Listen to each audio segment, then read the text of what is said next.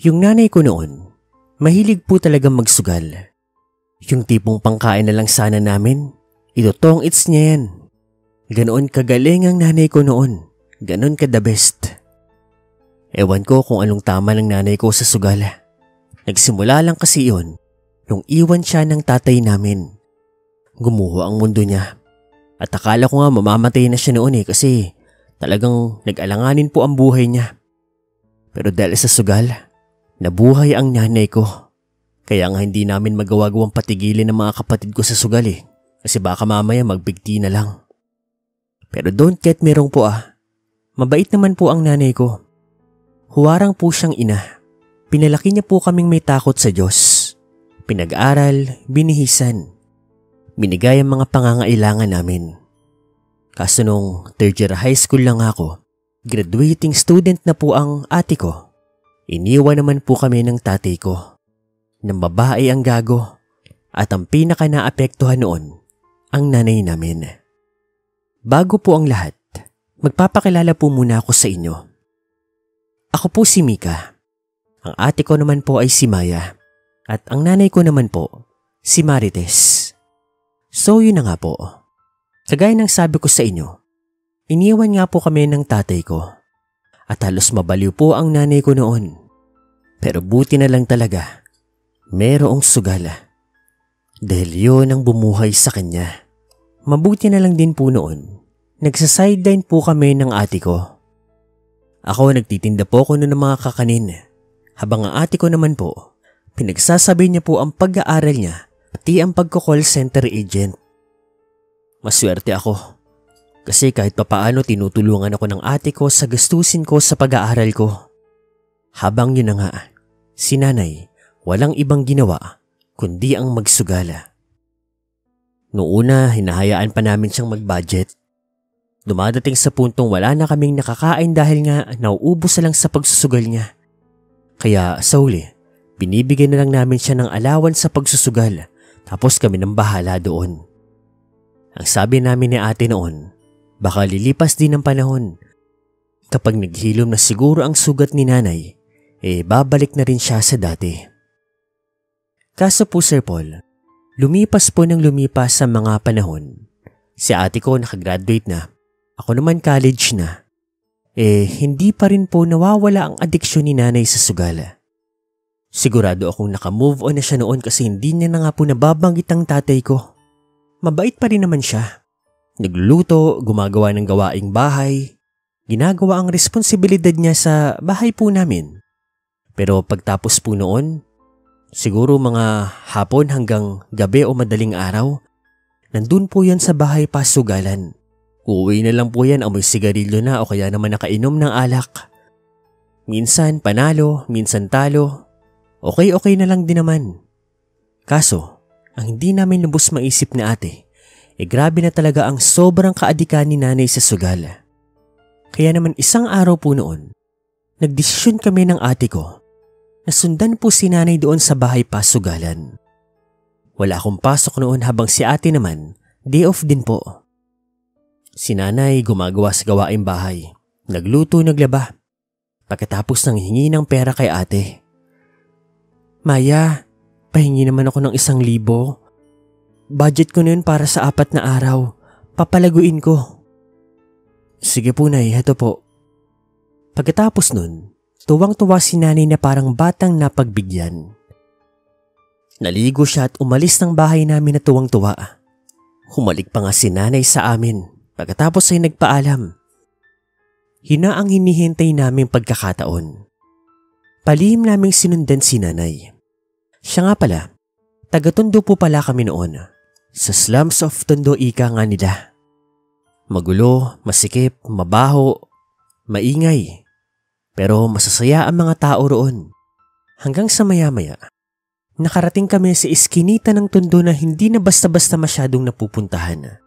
Madalim na kasi doon at masikip na rin talaga. Delikado.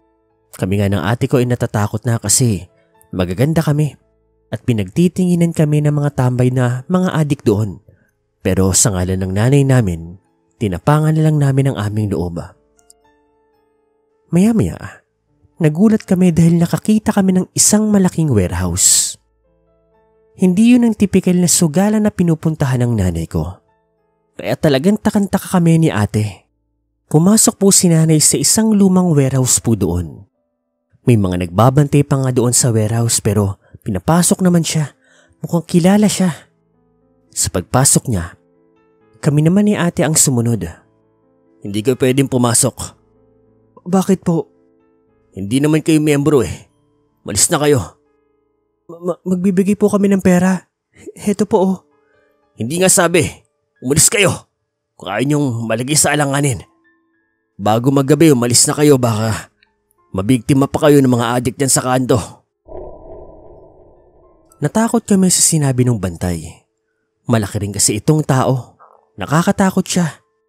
Kami naman ni ate, takantaka talaga kung ano ang nangyayari.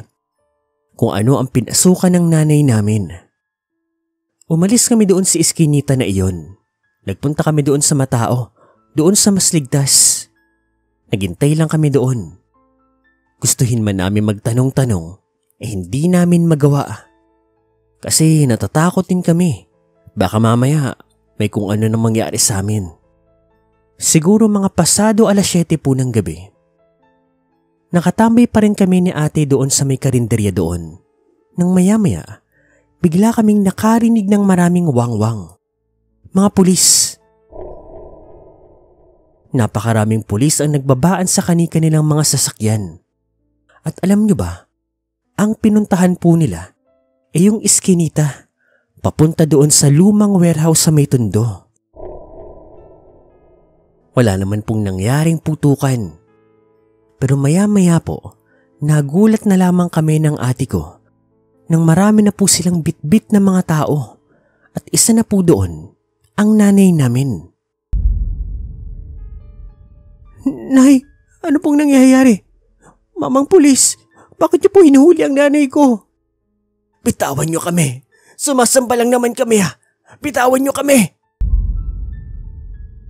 Mabuti pa mga iha, pumunta lang kayo ng presinto para malaman niyo ang kalokohan na ginagawa ng nanay mo pati ng mga kasamahan niya. Takantaka kami ng ate ko noon. Hindi namin maintindihan yung mga nangyayari. Pero kailangan naming sumunod sa pulis. Sa pagdating naman namin sa presinto, isang kakilakilabot na revelasyon ang nalaman namin. Napag-alaman namin na doon pala sa loob ng lumang warehouse na iyon, walang nagaganap na sugalan. Bagkus, may nagaganap na isang pagtitipo ng mga tao. Sa madaling sabi, kulto. Napasama raw si mama sa mga kulto. Ang malala pa nga, doon daw sa loob ng lumang warehouse na iyon, may mga patay daw na tao. Sinusunog, sinachap-chap, iniinom nila ang dugo, tapos kinakain din daw nila. Nakita nga namin yung mga ebidensya, yung mga litratong pinakita. Totoo ang lahat. Nakita nga namin si mama. Kumakain din ng karne ng tao. Umiinom ng dugo. Higit sa lahat, sumasamba sila sa isang ribulto na paano ko ba ipapaliwanag? Elepante po siya na tao. Nakakatakot. At kung tama ako ng pagkakaalala, behemoth daw ang tawag nila doon. Tapos yung tawag sa samahan nila, samahan daw ng mga elepante. Hindi ko alam kung papaano nangyari yun sa nanay namin. Mabuti nga po, hindi po siya nakasama sa mga nakulong. Base sa mga pulis, naging biktima lang din daw ang nanay ko. Dahil bago-bagong sali lang daw ito noon. Siguro mga kalahating taon pa lang daw. Samantalang yung ibang mga miyembro, yung matatagal at matataas, matagal na raw nilang ginagawa yun. Ang pagpatay ng mga tao, ang pag-aalay, ang pagkain. Matapos po ang trial nila, napagdesisyonan po na para hindi po makulong si mama, kailangan niya pong mag-rehab. Sa madaling sabi, pinalabas na lang po may tama sa utak si mama. Kahit wala naman talaga.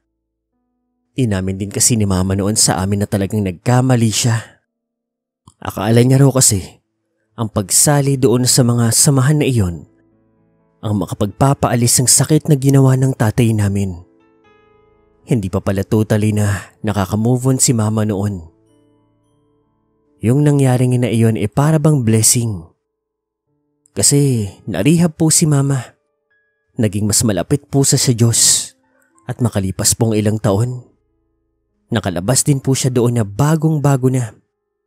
Hindi na po siya adik sa sugal, sa alak, sa sigarilyo. Bagkos ay mas naging mabuti siyang tao. Naging mas mabuting lola. Dahil noong mga panahong nakalabas siya, may mga pamilya na po kami ng ate ko. Mula po noon ay wala na pong nangyaring kakaiba sa pamilya namin. Si mama ko ngayon ay buhay pa at malakas pa sa awa po ng Diyos. At pinapanalangin ko na sana'y humaba pa ang kanyang buhay. Dito na lang po, Sir Paul. Sana may natutunan kayo.